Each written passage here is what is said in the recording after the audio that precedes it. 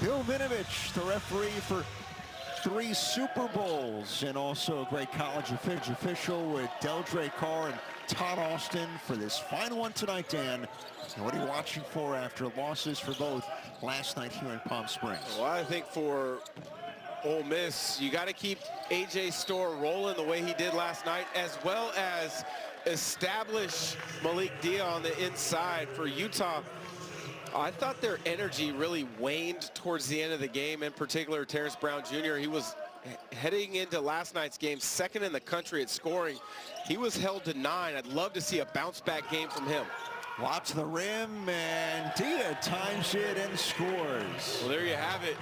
Chris Beard wants to get Dia involved right off the bat. Great design play there for the easy 2. Utah, like the script Utah on the front of their red uniforms in this one. Ole Miss, the script red on the front of theirs. Hayes inside and able to finish. He was in foul trouble much of last night in the loss for Utah. Yeah, didn't score. 4 fouls in 9 minutes. That's got to energize him to be a part of tonight's game. Jiffa, the point guard for the Rebels. Here's Storr with driving room, step back 15-footer, goes down. Well, as mentioned, at 22 last night, he is a player that can get going in a hurry. St. John's, Wisconsin, and Kansas. His time at Wisconsin in the Big Ten averaged nearly 17 a game. McHenry first touch, and he nails the 3, and both teams are 2 for 2 to start.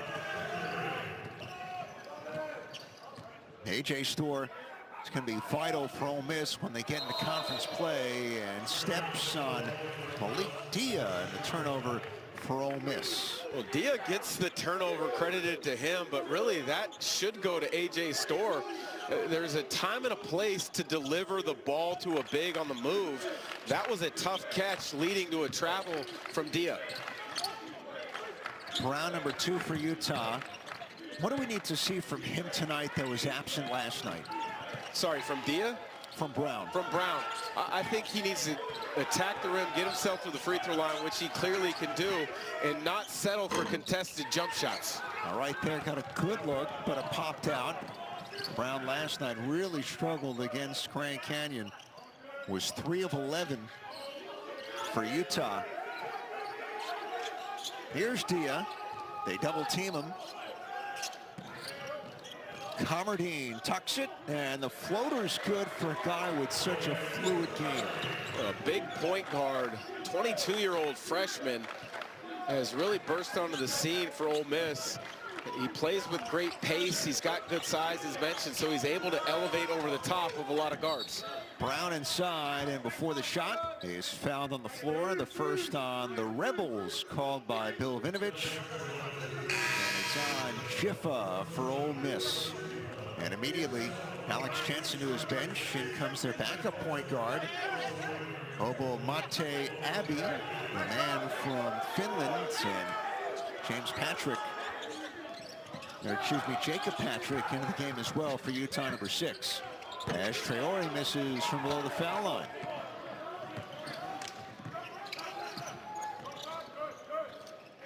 Storr, another step back. Weak side rebound, and they'll pull it out and reset. James Scott went up for it. He now rolls. Reversal to Jiffa.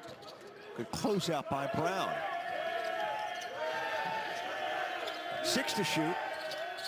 Jiffa spins on Terrence Brown and throws up an air ball, and the Utes get the stop. Jiffa, not your traditional point guard, shares those duties with Camardine, but Jiffa is wired to score. Wants to get downhill, wants to get fouled, get himself to the free throw line, but last night didn't have a single assist in well over 30 minutes of play. A really good free throw shooter. Had the Big South last year, free throws made at High Point. And Jiffa back on the bench. Drive for Traore, and the turnover by Traore, and for Utah, that's their first of the night. It was the right idea. Traore with the baseline drive, Terrence Brown baseline drift to get within his vision, but Traore has to deliver that play, and you're more likely to deliver it when you come to a 2-foot stop. Alex Jensen, the coach of Utah, has really been employing his team to get their spacing right. Obviously, years in the NBA have solidified that as Travis Perry misses the 3-ball. Brown leaks out for Utah. It's the awareness of Brown in transition. It was picked up by Camardine, but Travis Perry was right there to give no angles or space for Brown to attack. Traore cut off by 3 white jerseys. Patrick in and out, and James Scott up for it for the Rebels. Scott, he can get up there, can he? Yeah, he is a big-time athlete. 2 blocks last night. He's had multiple games this year with 2 blocks. Can impact the game protecting the rim as well as getting on the glass. The Frenchman Camardine strokes it good. With that size advantage against Brown, just be patient, get to your spot, elevate over the top. 8-5 Ole Miss. Not a lot of whistles here so far. Brown, and there's one. He's out of bounds in front of the bench. And Tim Duncan obviously went first. Keith Van Horn in college, I mean, he was a problem. He was good. Dia lost the handle, and was it knocked out? Yes, it stays with Ole Miss. But Keith Van Horn, the teams with Michael Doliak, Andre Miller, Alex Jensen, and they were tall, great point guard play, elite coaching. Felt like Keith Van Horn had a buzzer beater every night on SportsCenter. They could really defend. I mean, that was the calling card of a lot of Rick Majerus's teams, but they were physical. They took things away, made you play to your weaknesses. And then they had so much talent on the offensive end. If they didn't get anything easy, Keith Van Horn could come up with something. His career cut short by injuries in the NBA as McHenry scores on the baseline for Utah. And back within a point. He's got a knack for getting the defense off balance. Lefty, so he's got a little bit of an advantage there, but a good change of pace into that jump shot. Slung out to Pinkins, and he lofts it through on the baseball assist by Camardine. I really like Pinkins. Had 5 points in about 7 minutes last night, but he might be their best shooter by the end of the year when all things are said and done. He's got a load of potential. There's Father Al on Chris Beard's staff. Dumped down to James Okonkwo, and a steal for the Rebels. Leave it back for Camardine against the smaller McHenry. Room for Perry to skip it out. Pinkins fake the 3. Using the shot clock wisely. The spin on that shot just popped out.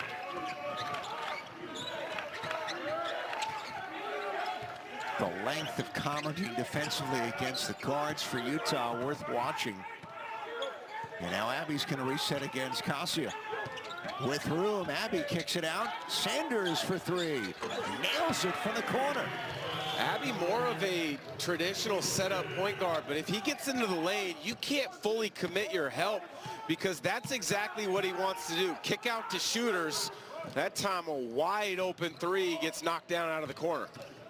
Now we're tied up at 10. If you're Ole Miss, you really want to see Dia get going. Foul here. Get another look at that. Abby drives. Sanders wide open in the corner. That is a horse shot right there. Kendall Sanders, freshman from Los Angeles. They thought they'd redshirt him initially, and they've actually said, hey, we need the depth, and we're going to throw you into the fire. And the freshman seeing 20 minutes a night. Dia fires long 2, and a late whistle on the baseline, but Todd Austin saw the contact on the elbow, and Dia's going to get 2 at the line. Good sign for Chris Beard. Dia has been much more active tonight than I think he was a night ago. Scored the opening bucket on the lob, and right there, able to put the ball on the deck, get fouled, get to the line. Maybe a little undersized in regards to other bigs in the SEC, but he's got a good wingspan. He's athletic. He's got some pop to him. Chris Beard believes that he has a chance to be a pro. The key is going to be the rebounding, and he only averages less than 5 rebounds a game at 6'9", 250. Brown against a swarm of Rebel jerseys. Traore spins and can't finish it. Saved up by Okonkwo. Utah so far 4 of 7. McHenry slipped, and loose ball foul on Okonkwo flying in and giving it back to the Rebels. Well, that's one thing about Okonkwo, though, is he plays hard. Last night, 8 points, 8 rebounds in about 25 minutes. I think this Utah team, a big challenge, and we talked about it a little bit in our pregame prep, is I thought their body language at times in the second half last night wasn't great. You want to see a good response tonight if you're Alex Jensen. Yeah, it's only going to get tougher in the Big 12. Utah 5-2 record so far, but hadn't left the Huntsman Center until trajectory at every stop for Chris Beard. There are lofty expectations based on what he's done at the past at previous stops, as well as what they did a season ago in Oxford. He's got quite a talented roster to be able to replicate a lot of the success they had a season ago. Brown inside, and a reaching foul called on Ole Miss. And it's on number 1, Corey Chest.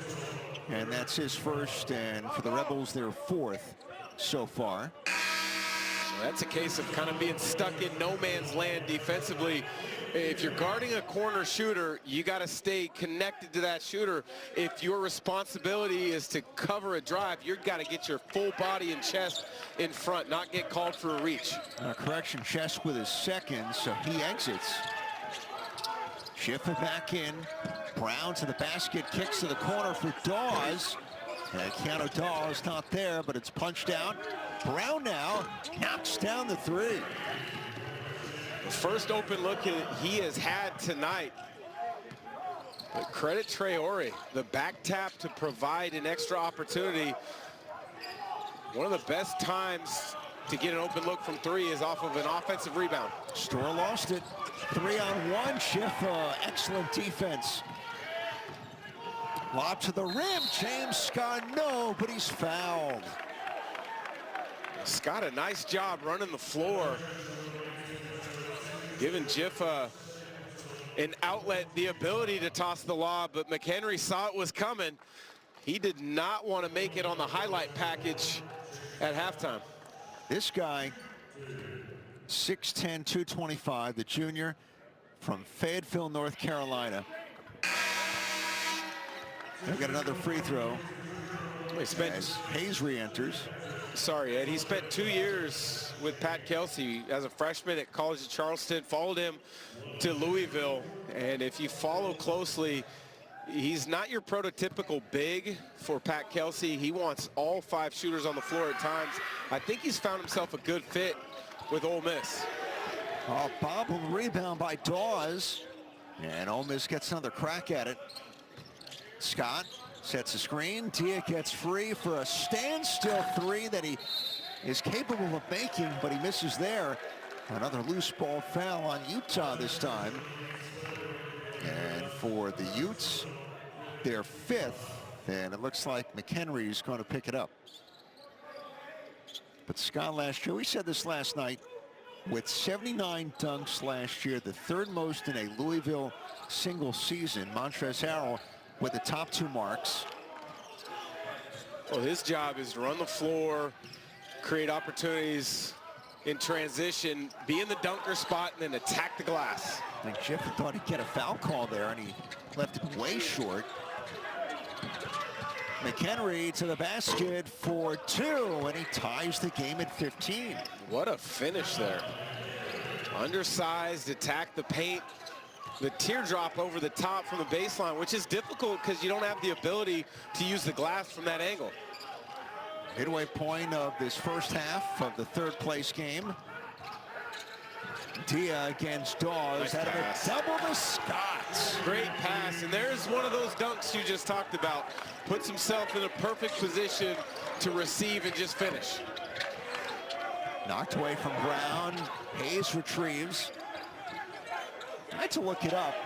I would have thought that a guy who might have had a record at Louisville was Darrell Griffith. When your name is Dr. Duncanstein, Yes.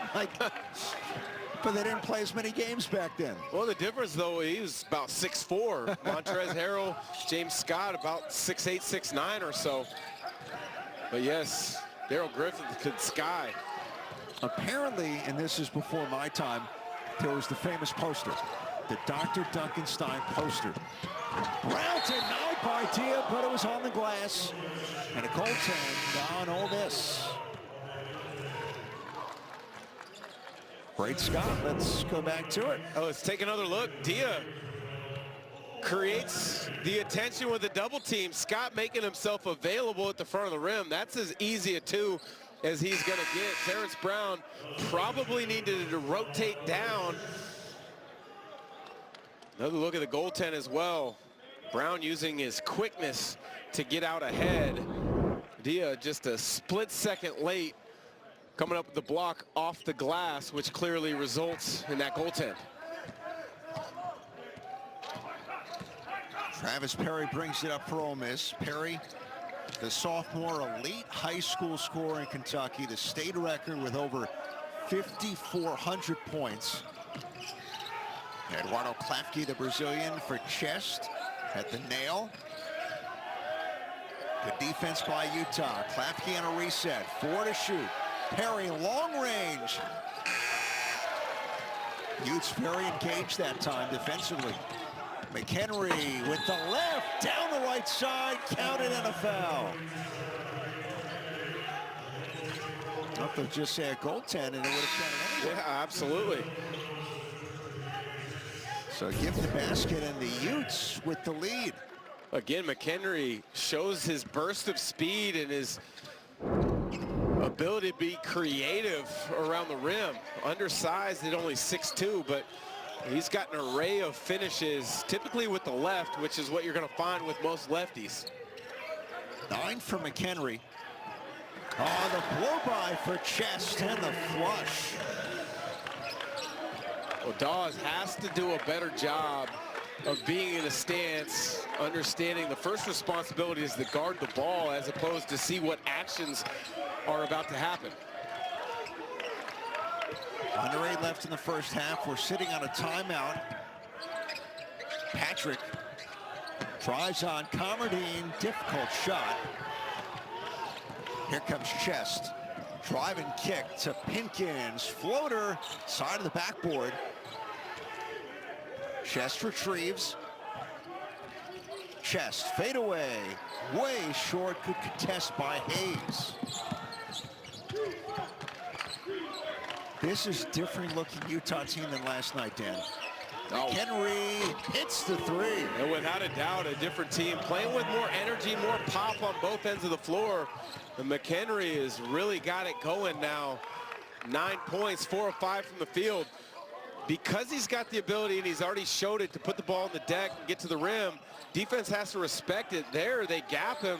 He recognizes it, knocks down the 3.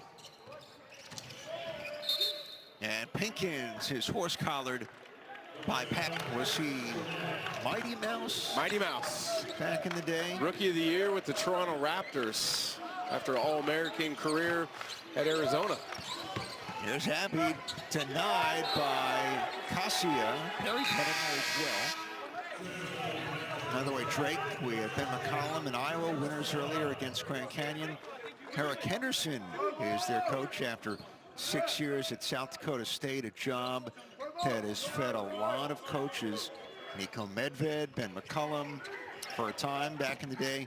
Keno Davis made a jump. And Drake might not keep coaches for long, but it's a place where you can thrive in a short amount of time. Well, we've seen the success of so many basketball programs in the state of Iowa. Iowa State's been really good over the years. You just mentioned Drake. Northern Iowa had a couple nice runs in the NCAA tournament. Iowa seems to be back clearly under Ben McCollum, who won the first game here this evening. Perry short, Chest following up, and it's tracked down by Sanders. Brown 1 against 5. All the Rebels got back. And work it outside of Sanders for 3, and he knocks it down. Second triple of the night, but overall, I thought that was a good defensive possession for Ole Miss. All 5 guys knew when Terrence Brown had the ball. That's how much of a problem he is and how much attention he creates. Sanders with 6 now. Pinkins with the answer for the Rebels. 8 points now on the night. A little bit of a slow release, which has not allowed him to get off a couple shots here in the last 2 nights where I thought maybe he could have squeezed one off. But when he has time and his feet are set, that's a good-looking jump shot. Now we're tied at 25. A back-and-forth first half. Terrence Brown on balance will go to the line for 2 for Utah. Terrence Brown is constantly in attack mode. Every time he catches the ball, he is looking for an angle to get by the defense. He's looking for a screen to come free him up. There's a reason he's averaging nearly 23 points a game now on the season. Dan, 2 years for Brown at Fairleigh Dickinson in the Northeast Conference in Teaneck, New Jersey. And Chris Beard will turn to Dia once again, along with Scott, Cassia, and Chest back to the bench. And Comardine in as well for Ole Miss. But Brown, his first year, scored about 8 per game under Shaq Castleberry, and then came year 2, jumped to 20-plus points per game, shot 44%, and then you go in the portal and you land at a place like Utah after a terrific year on the East Coast. Well, you look at this Utah backcourt with him and McHenry. Neither are a true point guard, so they share those duties throughout the game, but they're both wired to score. How about Abby draws Dia there, kind of defenseless at 5'11", and Abby reaches in and commits the personal. That's where when you're in a situation like that as a smaller guard, you got to use your speed, your quickness, your center of gravity, climb underneath Dia, make him uncomfortable. He puts the ball on the deck, you're right there. Ole Miss in the bonus, the 7th on the Utes. And Dia can't connect. And Storr trying to get it back, commits the foul, reaching in his first, and number 5 on the Rebels of Ole Miss. Chris Beard, we talked to him the other day at Ole Miss practice. And he said Storr was brought here to have his best season yet in college. Well, he's well on his way. Well, last night I thought he was great. 22 points. Didn't force the issue from beyond the line, but he got to the free throw line on multiple occasions. First points for Traore tonight. Seydou Traore from the Bronx. Played at Iowa last season under Fran McCaffrey. Pinkins turnaround, in and out. Okonkwo cleans it up. 4-point lead for the running Utes. Matches their largest. McHenry can't add to it, but he's decked on the baseline. And now is going to shoot a pair with 4:24 left in this first half. And that's the type of adjustment a lot of freshmen have to make going from high school to the Division I level. Pinkins, he's there, but he's not necessarily ready to react to the quickness and the stop-and-go herky-jerkiness of McHenry. A little bit late getting to that contest because he's not able to keep him in front and square him up. Travis Perry re-enters for Dia. Last foul on James Scott, that is first. Don McHenry, 5th-year guy from Milwaukee, Wisconsin. Out of Western Kentucky last. Was the tournament MVP in Conference USA in 2024. And led the Hilltoppers in points the last 2 years. Another turnover by Ole Miss. That's going to drive Chris Beard mad. His their sixth now. And that's more than Utah's total of 5. That's a focus for them tonight because they had 10 in the first half last night. A team that, going into last night, averaged single digits in the turnover category. Brown now 2 for 6 with that miss. Pinkins, he thought about it for a second. I would have shot that if I were him. You got a little bit of daylight, let it go. You're a from the parking lot guy. Yeah, once you step in the gym, you're ready. You're open. Storr keeps control, pops it up, and there's Mr. Scott. Just throw it up anywhere around the rim and let the big fella do the rest. James Scott, 2 big dunks. 31-27 Utah, 3:22 left first half. Flung away from Brown, gets it back now from Okonkwo. McHenry drills the 3, and that's alertness by Brown. A little bit of a broken play, but Brown able to corral it, get into the middle of the paint, and find the open McHenry in the corner. James Scott didn't need to dunk it, just put it through the basket. Well, it'll be interesting to see if Ole Miss SID counts that as a dunk. Mike Schwartz, you're on the clock. Well, I know if it were me, I would have been begging for that to be called a dunk. Sanders in traffic. Nice squeeze for the finish. Yeah, kudos to Mike and all the SIDs here in Palm Springs. They've been so helpful to us, the coaches. It makes such a difference for all you viewers, and we're grateful to all the help.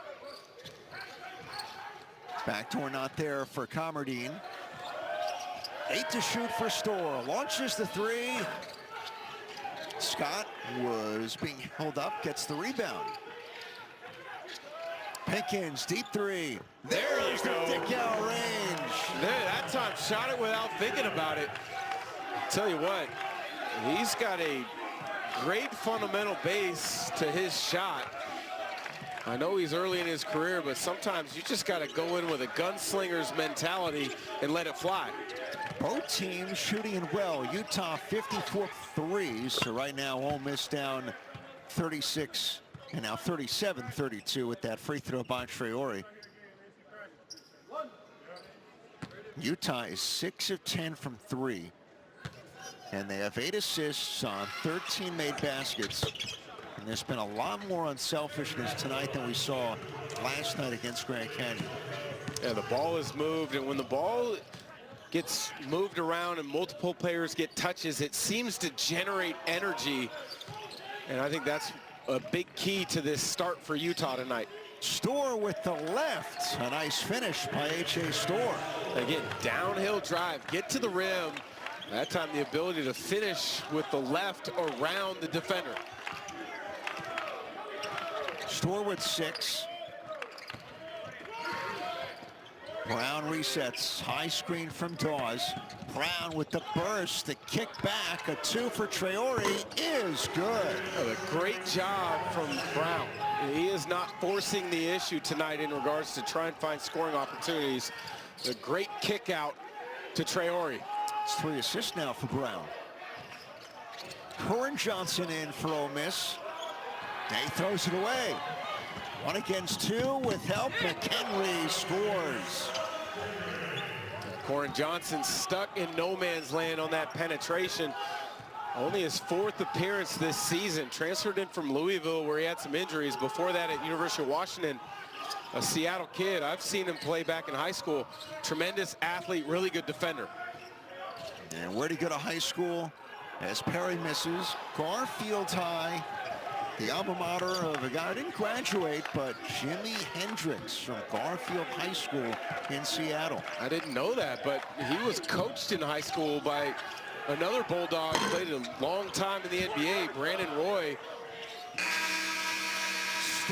to impact the game. He has been really active. Right on cue, Scott draws double team. Backdoor for Storr in the lane, and he gets the bounce. Good call, Dan Dickau. Well, I like to think that I know a little bit about the game, but sometimes you just get lucky with what you hope to see. No. That's credit where credit's due. Foul on the drive by Keanu Dawes. And Ole Miss the first foul this half. And it's on Jiffa, his second. Dawes has been really quiet tonight. He's had a really good start to the season. The only returner for Utah from a season ago, scoreless in that first half, only 3 rebounds. Brown hangs, can't finish. Not a good shot there from Brown. Dia between the legs, driving to his right, fades away. Oh man, 6'9", Dia with the finish. Malik. Oh, guard skills there. Oh, tremendous footwork, allowing himself to create some space. Not the most explosive or vertical athlete, but wide-bodied. He can knock the defense off and create opportunities. And Scott drills Hayes in the lane. And he'll start as a spot starter, leader in blocks for the Utes at the moment with 11 on the season. Well, he's got good length, athletic, can run the floor. You mentioned his leading the Utes in block shots, so he can be a rim protector. He's got a little bit of strength to gain to really be able to handle the rigors of the Big 12, but that flagrant one, Dia committed on Hayes, puts him at the line. Yeah, a lot of arc on that free throw, and he goes 2 for 2. And the Utes a perfect 8 for 8 at the line so far tonight. Well, the Ole Miss was a little bit late getting out from the locker room for second half warm-ups.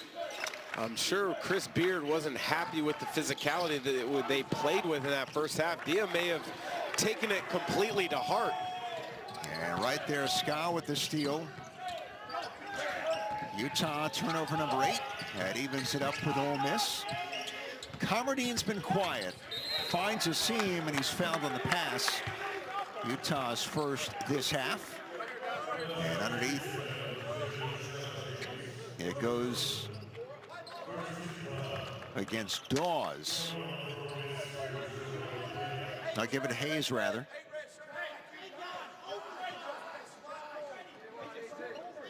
His first. Ole Miss shooting 53% for the game. A.J. Storr with it now. Dump inside to... When you're guarding the post, if you've been completely sealed and that post-entry pass is coming in, just get behind, play behind, make them score over the top as opposed to being whistled for a foul or gambling and leading to an easy 2. Dia squeezing for a reverse lay-in. Wow. Slithered through that double team. The big fella got small with his hips and his shoulders to find a way to get the ball up off the glass. Dawes driving to the basket for 2. Keanu, matrix-like there.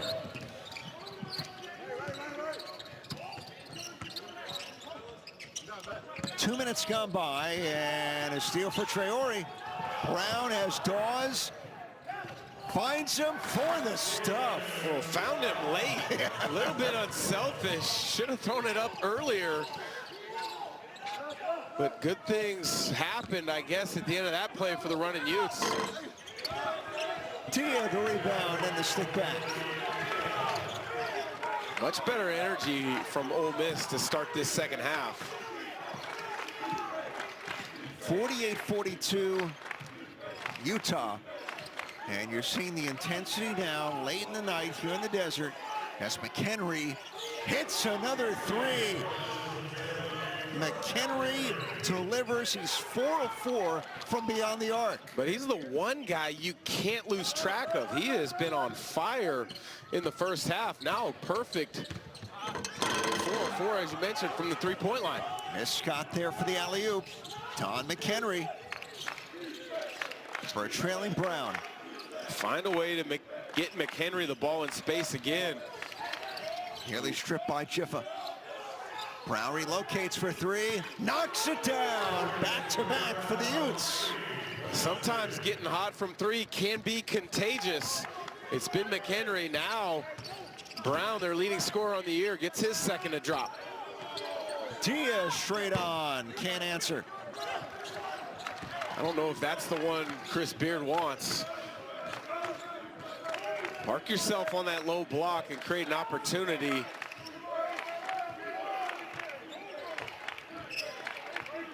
Brown against Storr out of a double to a rolling Hayes. And he's fouled. Utah has really started off in the second half where they ended in the first. Steele leads to a somewhat easy basket from Dawes. Could have been a lot easier if Brown gave it up early, but miscommunication for Ole Miss on the defensive end of the floor. You can't leave McHenry open right now. And when things get going, it can swell. Brown knocks down his second three of the night. Wow. Talk about a statement from Chris Beard. Wholesale. 5 in, 5 out. He has got all 5 huddled up around him that just checked out, challenging them. They had a couple possessions of energy, but the last 2-3, careless turnover, questionable shot from Dia, and miscommunication and assignments on the defensive end of the floor. 56-42. The largest lead for Utah. They're 4 of 5 this half shooting.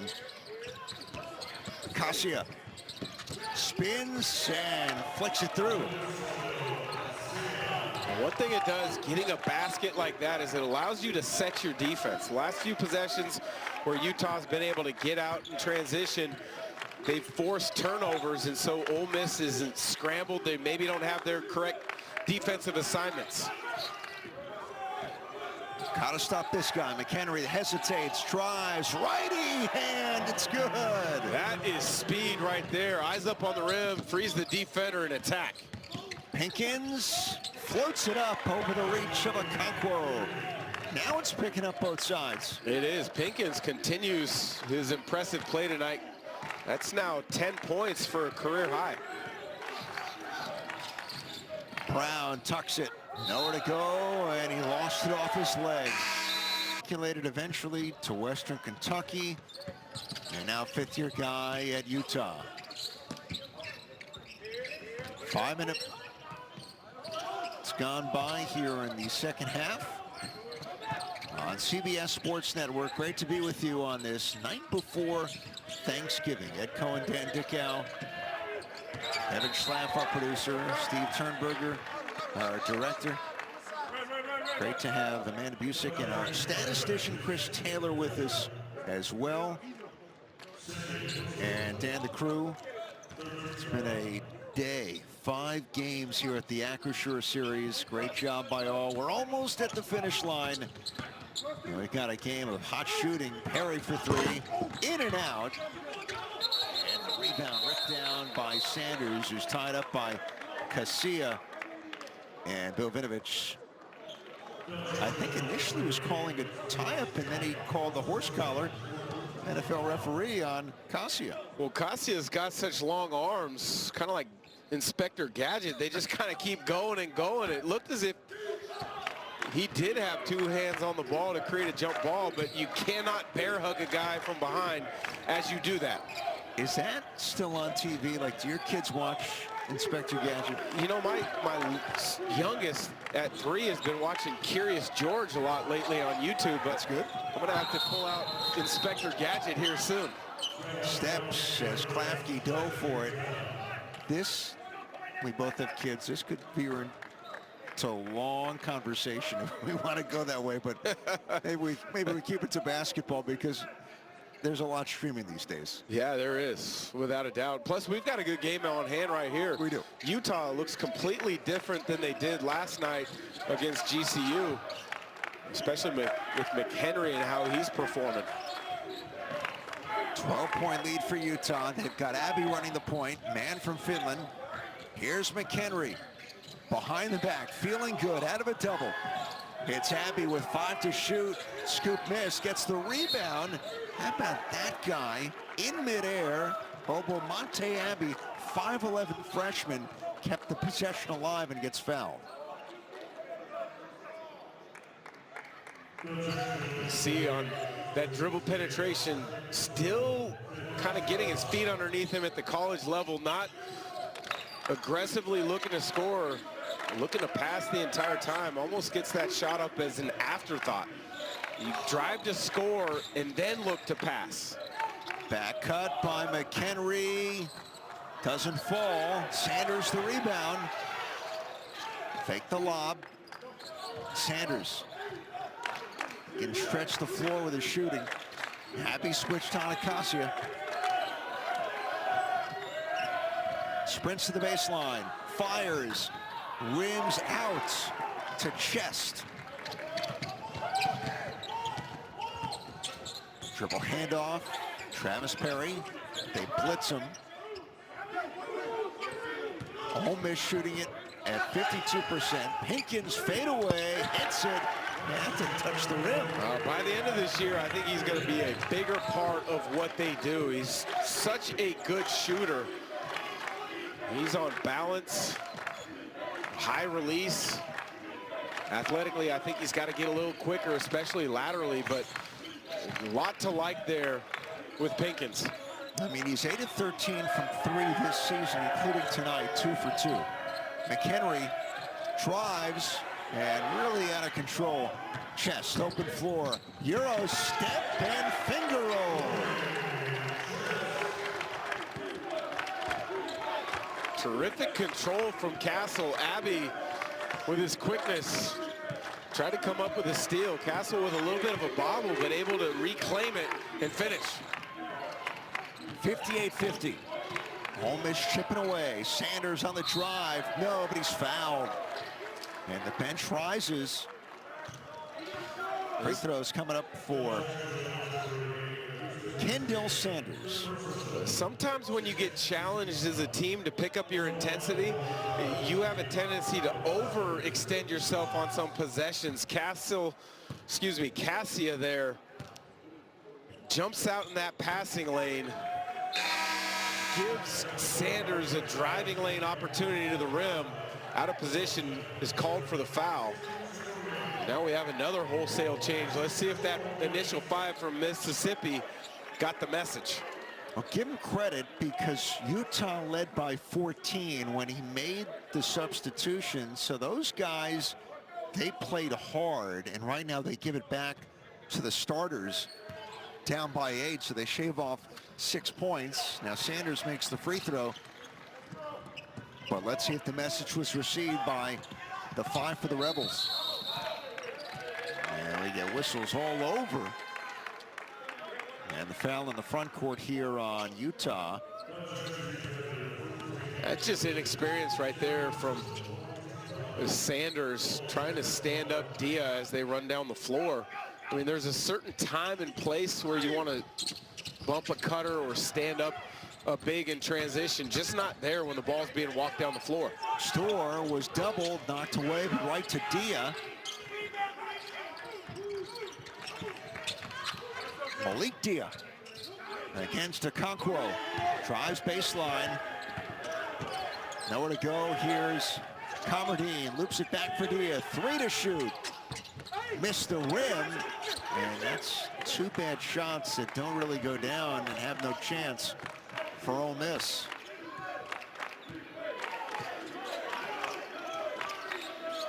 Run it through Traore. He's really good, top of the key. Initiate a lot through him. Abbey swings. Brown kept it in bounds. And 8 on the shot clock for Utah.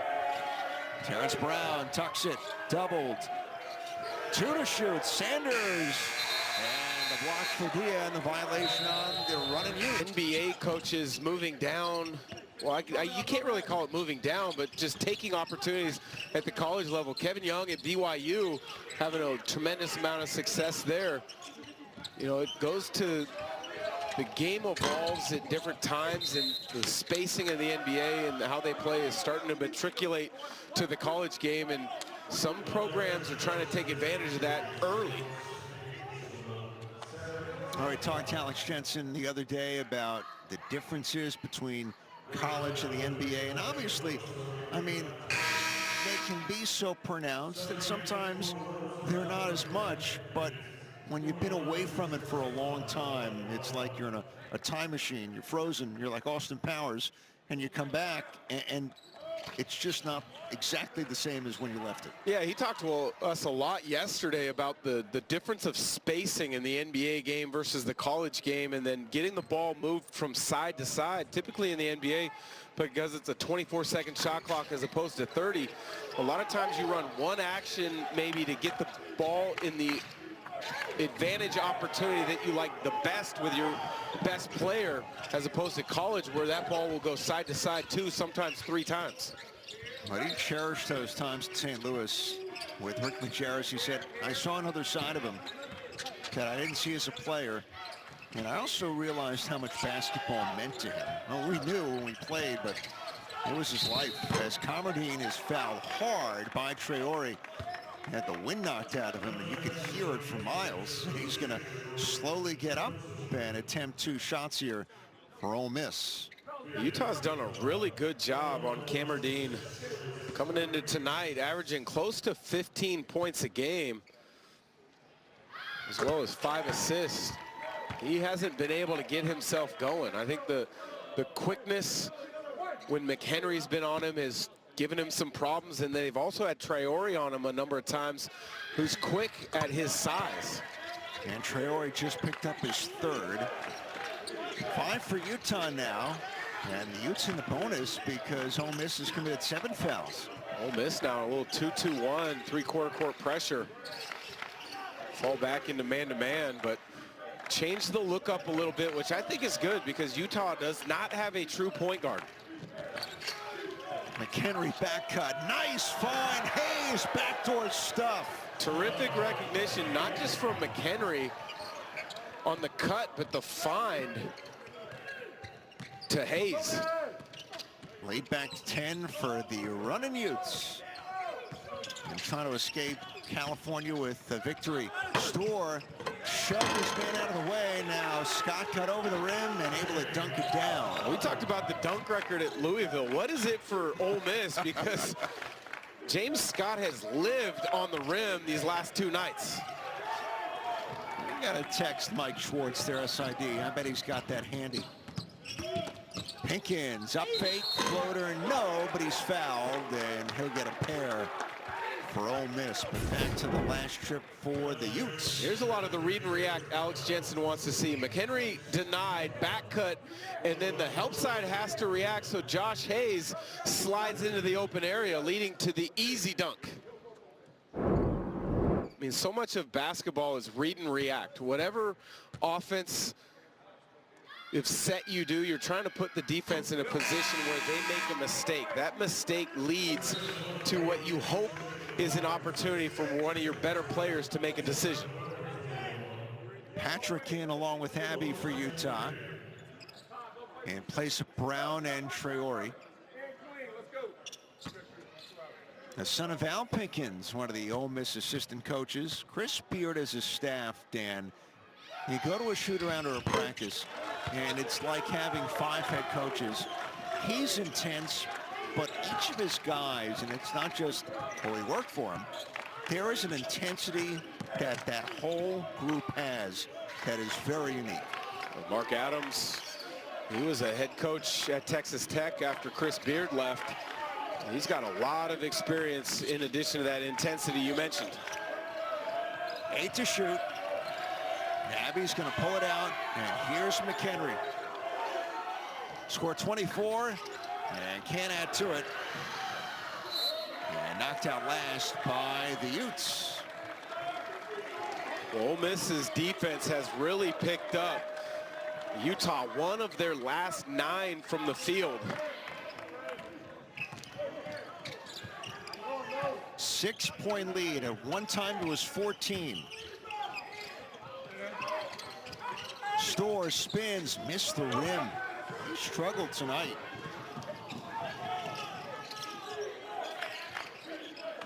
McHenry switched onto the big again.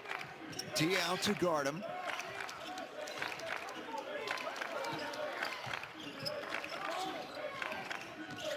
Alex Jensen wants the reversal. It comes to Abbey. 6 to shoot. McHenry with a hand in his face. Drives with the right, kicks to Patrick, three-pointer, hits it to beat the timer. Big shot there for Jacob Patrick. Played extremely well last night. Long traveling Ute right there. That is a heck of a trip. Hopefully only one connection. Maybe two. Commerdine against Patrick, and he's going to shoot a pair. Ole Miss, they have not been able to break it open here. Down by 14 earlier this half. But within 9 now and getting free throws again.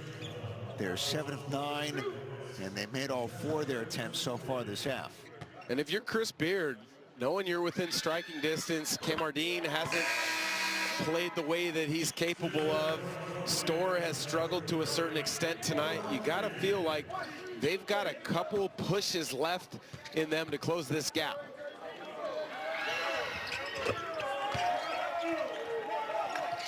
Ilias Commerdine with 8 points here tonight. Pinkins with 14 to lead the way, and McHenry 24 for Utah.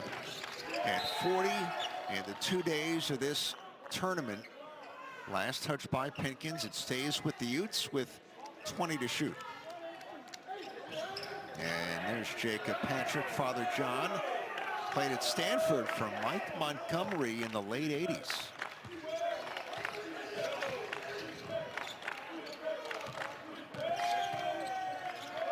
Storr face guarding McHenry, denied him the ball. 4 to shoot now for Utah.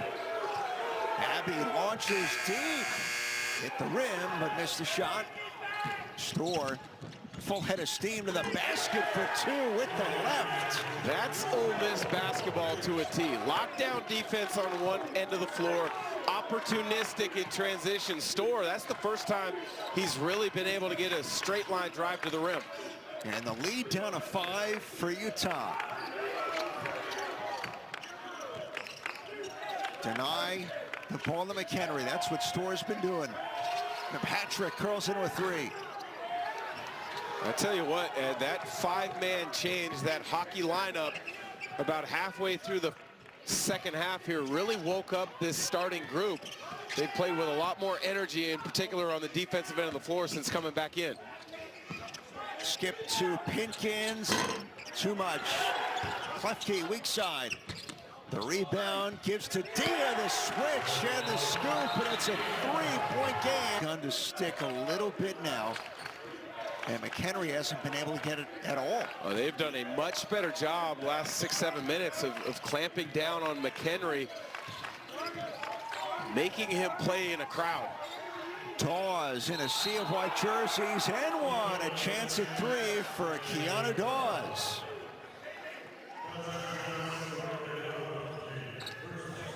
First on Klefke. Klefke reaches on that spin move from Dawes. Help side a little late to collapse, giving Dawes an angle to the rim. Klefke has been quiet tonight after playing really well last night. Only had 5 points, but his energy really made a difference at different times of the game last night. Missed free throw, Klefke, look at him dive. They'll get an arrow, and the possession says Ole Miss will get it with under 6 to play. The points in the paint, Ole Miss a plus 12 with 36 of their 62 in the paint, but Utah, the 3-point shot, Dan, they're 9 of 17, and it's been pretty consistent from the jump here tonight. Well, it helps with McHenry 4 of 5 from beyond the arc. Brown 2 of 4. And the thing you got to like about Brown for the most part tonight is comes into the Acrisure tournament second in the country in scoring. He has now got a target on his back for opposing scouting reports, trying to make things difficult on him. He hasn't forced the issue too much tonight. Comardine turns the corner. Lob over the top. Dia the catch. Can't finish over the shoulder. And a foul going for the rebound underneath. And it's on Traore for Utah. That's his fourth with 5:28 left. So a little decision now for Alex Jensen. If you're Dia, you've got to make the first one. It turns out okay because you corral your own miss and you get yourself to the free throw line, but your point blank range, go up and finish.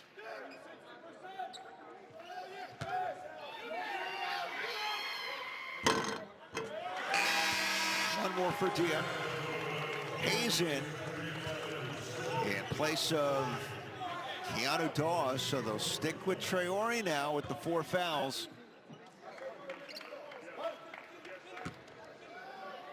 And here's Dia, normally 80% at the foul line. The funny thing is he shoots his threes like he shoots his free throws. Yeah, he took a 3 in that first half. I wasn't quite sure if he was trying to shoot a set shot or a jump shot, kind of stuck in no man's land between the two of them. We're closing in on 5 minutes left. Sanders spins. Dia gets in there. Hayes the cleanup. Missed it.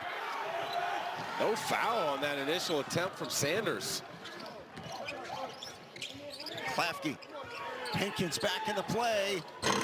In and out. And Sanders on the weak side with the cleanup. The best look Pinkins has had tonight. He is over 50% from the three-point line on the season. Couldn't get that one to drop. Brown drives and kicks. Sanders way too strong on the 3. A.J. Storr. Comardine thought about it. Fires a 3. Knocks it down. Tie game in Palm Springs.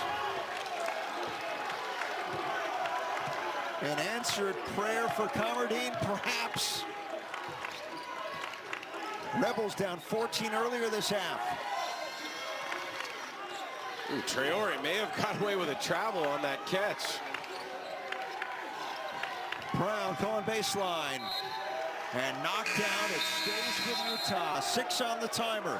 Under 4 left. Who will fly back home with a win.